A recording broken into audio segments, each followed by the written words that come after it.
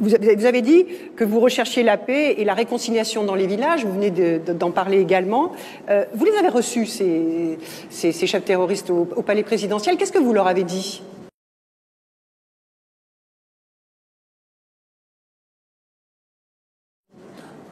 On va un peu clarifier les choses. D'abord, non, avec Boko Haram, nous n'avons jamais eu de démarche qui consiste à créer les conditions d'un quelconque dialogue. Parce que Boko Haram est un phénomène typiquement nigérien. Et lorsque des Nigériens sont impliqués dans Boko Haram, ils restent avec des statuts vraiment d'exécutants. Nous n'avons jamais pu percevoir d'acteurs qui étaient dignes que nous leur disions est-ce que nous ne pouvons pas dialoguer et les inviter au dialogue. Ce que nous faisons avec Boko Haram, c'est de créer un rapport de force qui puisse avoir pour effet la démobilisation des soldats. Un rapport de force militaire ? Un rapport de force militaire, oui. Donc nous avons ouvert un camp pour des repentis oui, dans la région de Difa à un moment donné, et nous continuons encore à recevoir des repentis. Mais ce n'est pas dans le cadre d'un dialogue avec des gens qui ont un certain niveau de responsabilité et d'autorité dans cette organisation. Mais vous en avez reçu donc Non, jamais. Ah, vous n'avez pas reçu, ce sont des informations qui ont filtré, qui ne sont pas vérifiées. C'est pas vrai. D'accord.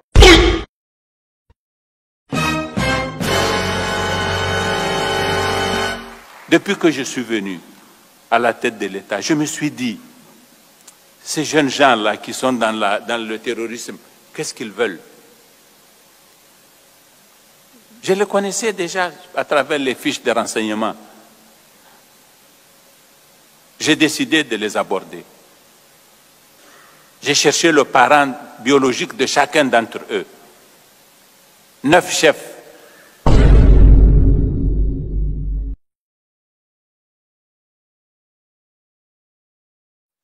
Je leur ai envoyé des émissaires. Je leur ai dit, qu'est-ce que vous faites là? À quoi ça vous sert? Ça fait longtemps que vous êtes dans ça. Qu'est-ce que ça vous a rapporté? Kudouba Kougani. Ça ne vous rapporte rien. Je suis allé chercher des gens à Sokoto pour les envoyer les voir. Je suis allé... Je leur ai envoyé des émissaires qu'ils ont rencontrés à Birnin Kebbi. J'ai parlé avec certains, j'ai reçu d'autres. Je suis en train de leur expliquer que ce qu'ils font n'est pas bien.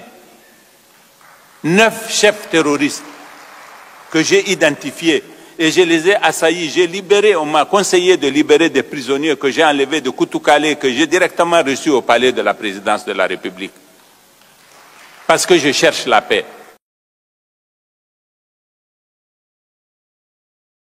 En revanche, j'ai dit à l'occasion d'une conférence que j'ai animée ici à Niamey que j'ai libéré des terroristes, des présumés terroristes. Mais ce n'étaient pas des chefs. Non. 9 chefs non plus.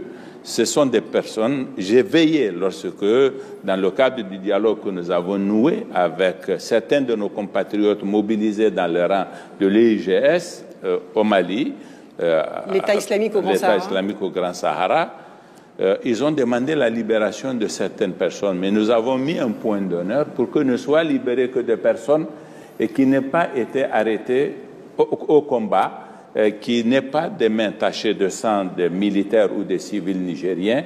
Et nous avons constaté que pour certaines des personnes dont la libération avait été demandée comme un moyen susceptible d'aider à nouer le dialogue et à faciliter son évolution, nous avons libéré des personnes qui n'étaient pas des combattants, qui étaient arrêtées parce qu'elles sont suspectées de jouer un certain rôle nuisible. Et ces personnes, j'en ai reçu 2 ici, au palais de la présidence. J'ai parlé avec eux. Vous leur avez dit quoi? Je leur ai dit, je vais vous envoyer voir les jeunes qui sont mobilisés dans le terrorisme pour qu'avec eux, vous fassiez une évaluation de ce qu'ils ont pu réaliser jusqu'à présent. Je leur ai décrit la situation que vivent leurs communautés. C'est vos émissaires? C'est comme des émissaires? Ils sont des émissaires, oui. J'ai à peu près 7 émissaires aujourd'hui dans cette zone du nord de la région de Tillabéri et qui font un travail que j'apprécie positivement. Mais ce ne sont pas des négociations, c'est-à-dire que comme vous restez dans la ligne de votre prédécesseur, le président Issoufou, on ne négocie pas avec les groupes armés? Non, si. Et chez nous, il s'agit de négociations cette fois-ci. Ah. Oui, mais nous... Vous avez même tweeté le 21 mars dernier à propos de la mort à Bamako de l'ancien Premier ministre malien qui était emprisonné, Soumelou Boubèye Maïga, qu'un tel assassinat, ce sont vos mots, relevait d'une autre ère. Vous considérez donc que les autorités maliennes ont délibérément provoqué la mort de l'ancien Premier ministre? Oh, c'est pas comme ça.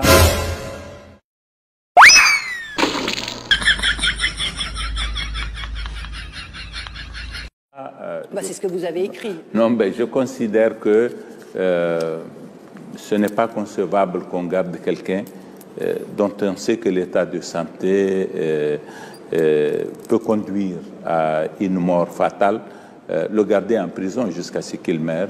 En Afrique, en tout cas, notre culture commande que face à une situation humanitaire de ce genre, on ait une autre réaction. Ina yi ma kowa barka da wanga azumi da muka shiga. Allah ya bamu ladar da ke cikin wannan fatan azumi mai albarka. Ma'asala.